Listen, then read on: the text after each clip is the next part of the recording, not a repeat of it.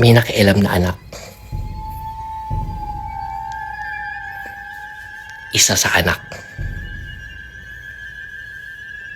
Stating na kapag hindi ka umuwi ng Pilipinas, para nating sinabi sa mga taong naniniwala sa atin na mahina tayo, na tumatakbo tayo, at makaka-epekto ito sa upcoming na eleksyon ng ating mga senatorial balls and even the big one on 2028. So, ayan na, ha? Galing kay Sian Gasa, eto, may kredibilidad tong Marites na to. Marami na tong inilabas na mga chismax na talagang from reliable source at talagang may katotohanan. Ha? Ngayon po, eto nga inilabas niya rito, parang dapat yata pala talaga ay wag niyong sisihin si PBBM sa nangyaring pagkakahuli kay Digong. Kasi pwede na palang tumakas si Digong kaya lang meron pong isang anak na nakialam at pinauwi si Digong. Ngayon ang tanong, sino yung anak ni Digong na nakialam at sinabihan ng tatay niya na umuwi ka kasi pag hindi ka umuwi, masisira tayo sa tao. Baka isipin ng mga tao, guilty si Digong, at syempre, yung mga senatorial balls, baka hindi na manalo. Sino kaya to? Nako. Ito po yung full video ni Sian Gasa. dahil unang-una po sa lahat, ako po ay hindi journalist. Hindi po ako news agency. Ako po ay isang dakilang chismoso lamang na nagbibigay ng komentaryo sa mga bagay-bagay at mga issue sa bansang Pilipinas. At ngayon po ay meron ako mga narinig na bagay-bagay na gusto ko lamang ibahagi sa inyong lahat. First, yung paglipad ni former President Rodrigo Duterte to Hong Kong ay matagal nang nakaplano at all. Long planned, tagal na siyang scheduled. So, definitely, yung paglipad niya from Davao, tama ba? Davao to Manila to Hong Kong ay walang kinalaman sa ICC warrant. In short, matagal nang nakaplano yung, campaign ba nila yun? Event ba yun? Or whatsoever, chuba chuchu ek ek sa Hong Kong? Matagal na yung nakaplano. Para sabihin o bigyan ng kulay na kaya siya pumunta sa Hong Kong para takasan yung ICC warrant is definitely not true. Mas paniniwalaan ko pa yung chismis na yung pag-aresto sa kanya ang nag-adjust sa Hong Kong.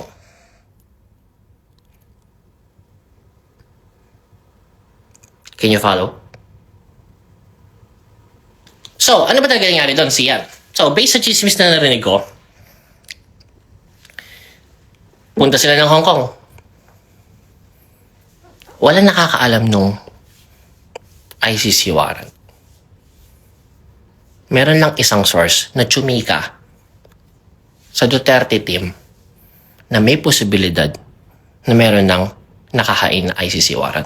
Yung source na yun ay galing sa kanyang group of lawyers. Stating na, I don't know how they call themselves.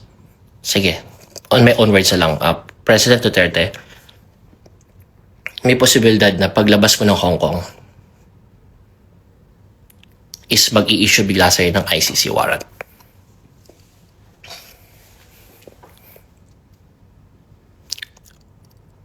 On that night, bago sila lumipad, alam na niya.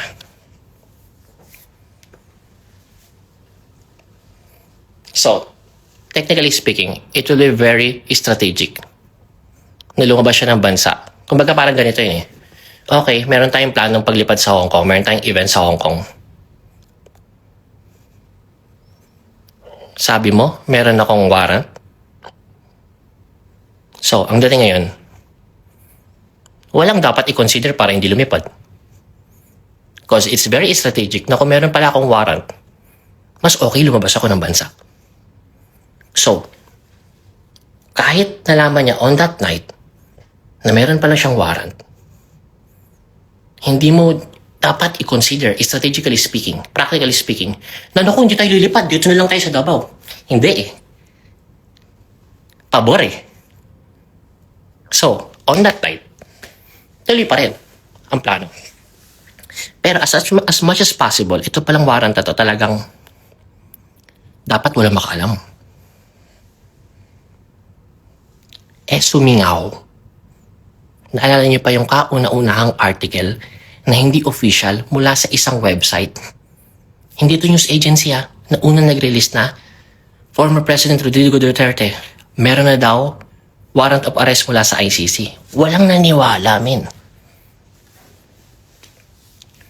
Pero,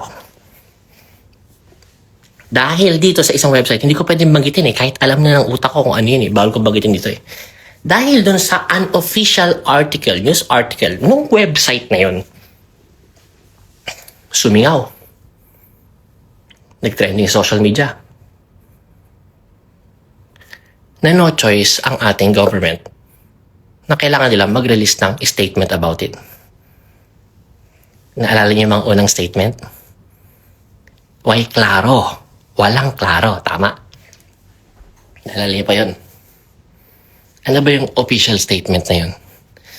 Sinasabi nila na hindi kami sigurado kung meron ba. But we hear mukhang meron. Parang ang gulo-gulo ng statement Kaya nga binash ng mga DDS yung government, yung administration. Stating na, hoy! Ano ba kayong klase? Gobyerno na ba talaga kayo? Di ba binash-bash sila Na bakit kayo magbibigay? Bakit niya sasabihin sa official statement na rinig-rinig nyo lang, hearsays nyo lang? Blah, blah, blah, blah, blah, blah, blah, blah, blah. Naalala niyo pa yon on that very day. Tapos pinagbabasir sila, ba kayo, pag kayo, hindi kayo maayos mag-function. Hindi kayo naglalabas sa official statement without you knowing it. Na yun pala talaga yung ginagawa nila.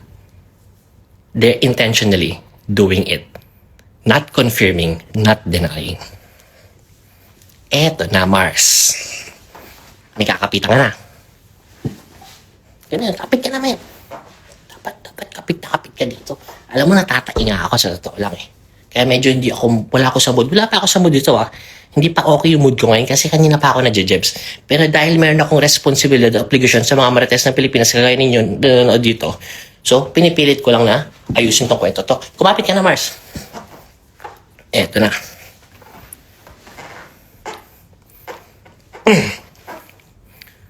Sabi ng group of lawyers ni former President Rodrigo Duterte, hindi ko alam kung ano tawagan nila. Siyempre, di ko na sure. Bro, ano ba? Tay, I don't know. Bottom line, they're stating, hindi safe bumalik sa Pilipinas. Mauutak yung mga yan The fact na merong sumisingaw na balita, okay, na meron kang ICC warrant, tatandaan nyo, pag may usok, may apoy. Tama. So, nanghalap ng impormasyon yung mga group of lawyers. Legit pa talaga yung warrant? Legit pa talaga?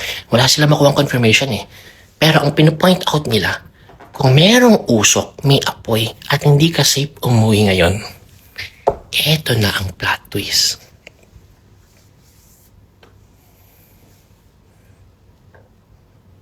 Nakakapit ka na ba? Eto na ang plot twist.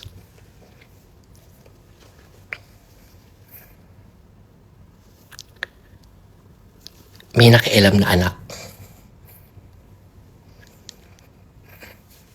Isa sa anak. Stating na kapag hindi ka umuwi ng Pilipinas, para nating sinabi sa mga taong naniniwala sa atin na mahina tayo, na tumatakbo tayo, at makaka-epekto ito sa upcoming na eleksyon ng ating mga senatorial balls and even the big one on 2028. Yan ang investigahan nyo, mga DDFs, kung sino ang anak na nagkanulo sa kanyang ama.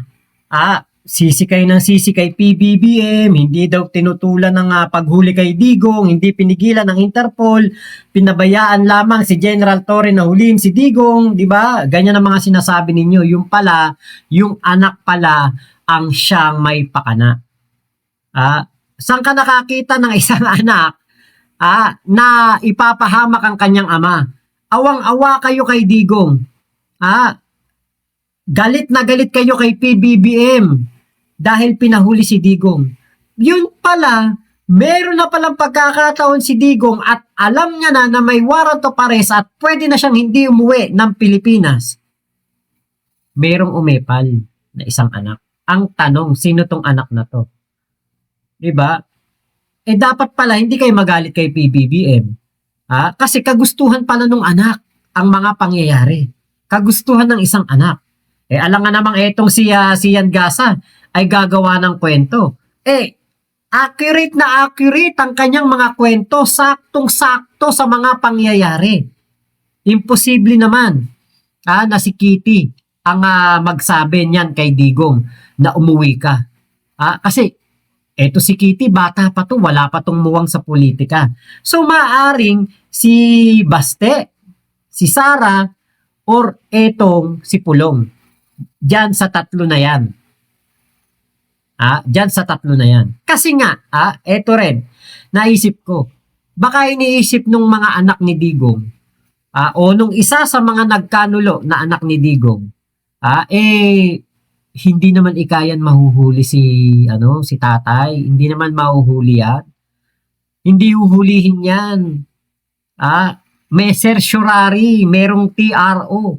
Kayang-kaya natin yung ilapit sa Supreme Court. Pero hindi nila alam, di ba?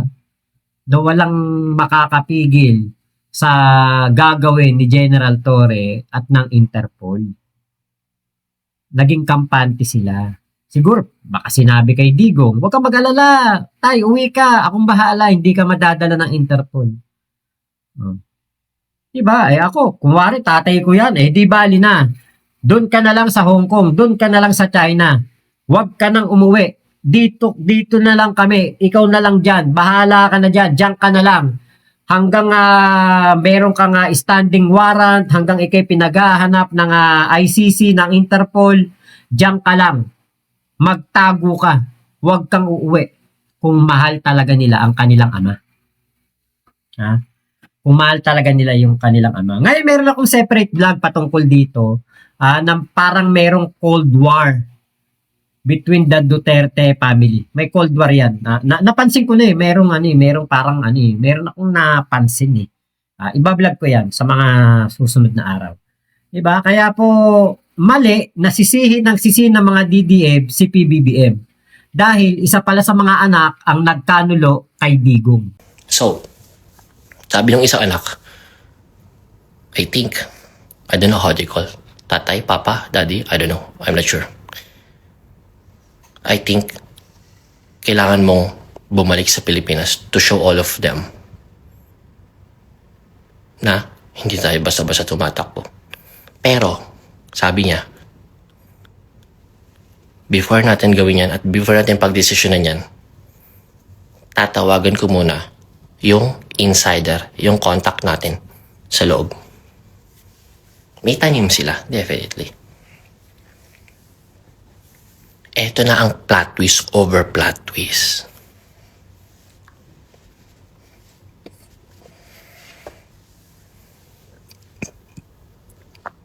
Ready ka na ba?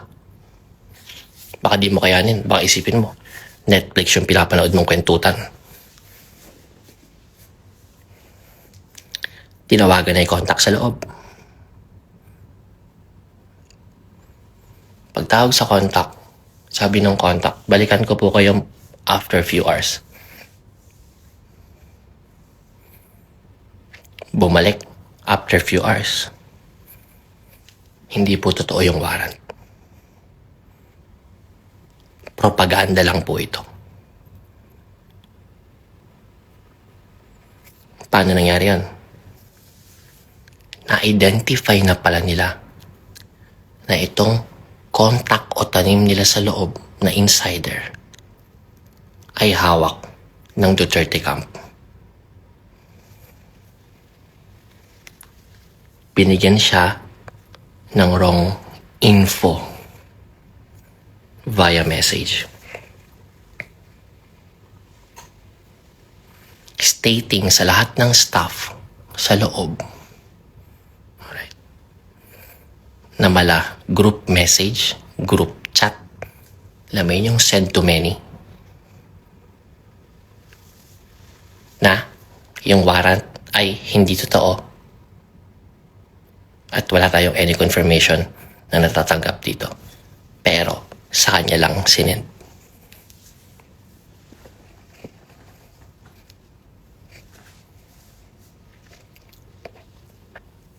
Kasi alam na magre-report siya sa kabila. Pagbanat ngayon na fake lang po yan, hindi yan totoo. Kasi talagang trusted to sa loob eh. Nag-book agad sila ng flight para kinabukasan. Sabay announce sa lahat na Tatay Digong uuwi bukas, lalapag alas 9, bla bla bla.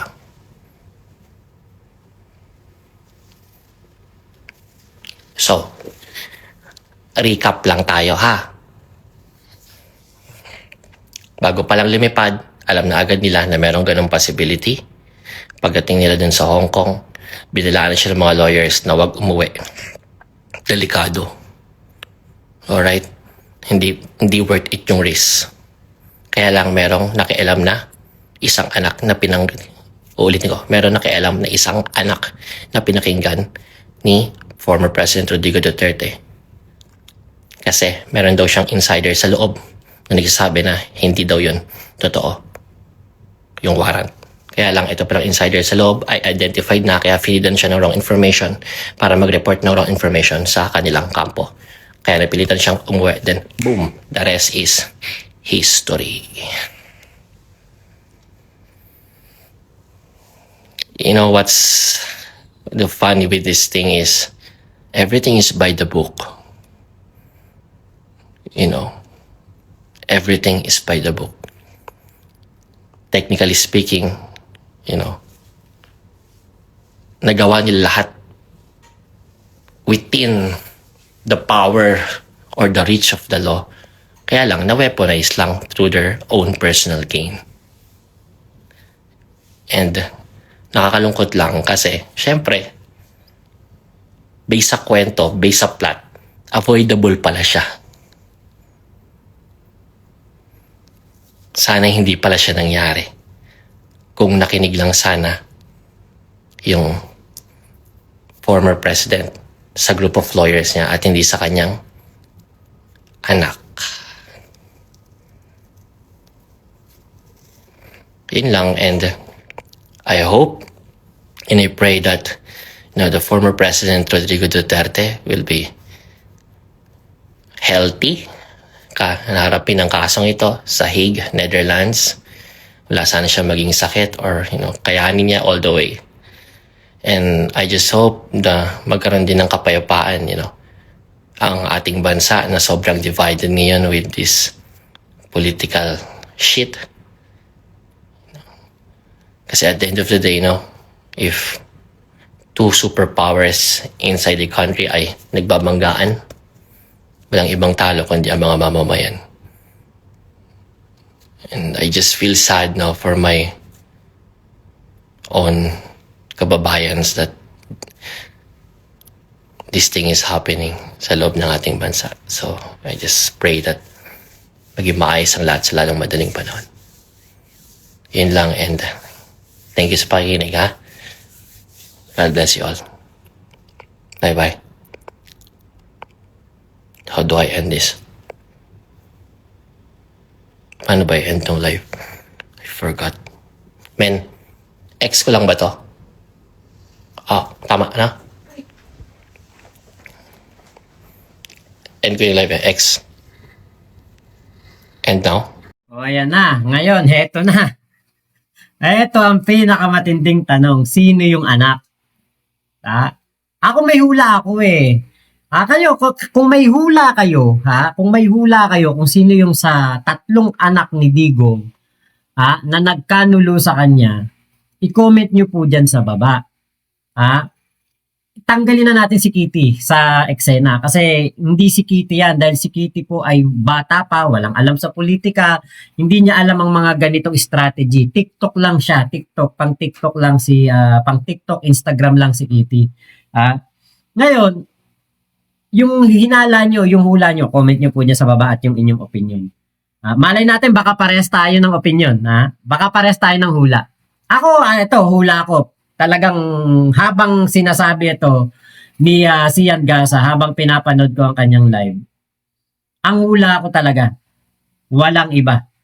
Walang iba po. Kung hindi, si BP Sara. BP Sara yan. Yung hula ko lang, hula ko lang. Base sa aking mga napanood, simula, kasi nakabantay ako dyan eh. Alam niyo naman, galing kami ng Hong Kong, Macau, China. Pagka uwi namin ng Hong Kong, Macau, China tour, nila Boss Mike Cervera, lagi ako maagang nagigising. Nagigising ako 5, 6, 7. So ako, nung araw na yon na nagbablog ako patungkol kay Attorney Claire na sinoplak niya si BP Sara, biglang breaking news na nandun na sa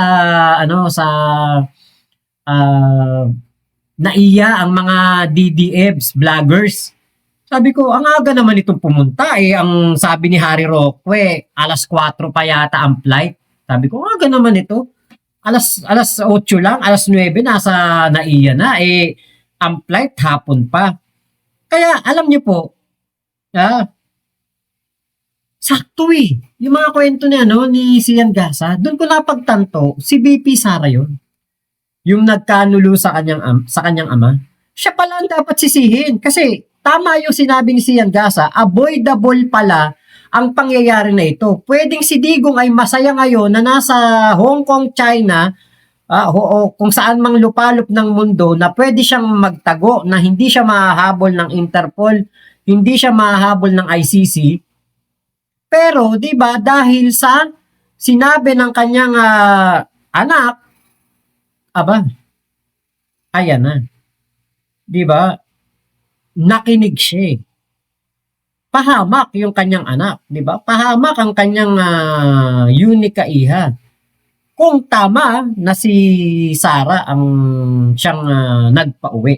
Kasi takang-taka ko, bakit si Digong hintay nang hintay kay Sara? Napansin niyo po ba yon? Hintay siya ng hintay kay Sara.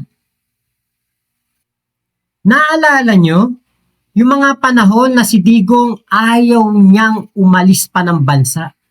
Talagang dinidelay ng team ni Digong dahil hinihintay nila si Sara. Hintay sila ng hintay kay Sara. Pero, di ba, planado na rin nila General Torre na hindi nila papapasukin ang mga malalapit kay Digong like Bato, Philip, ito nga si Sara, sila Torion, sila Vic Rodriguez, hindi nila palalapitin kay Digong.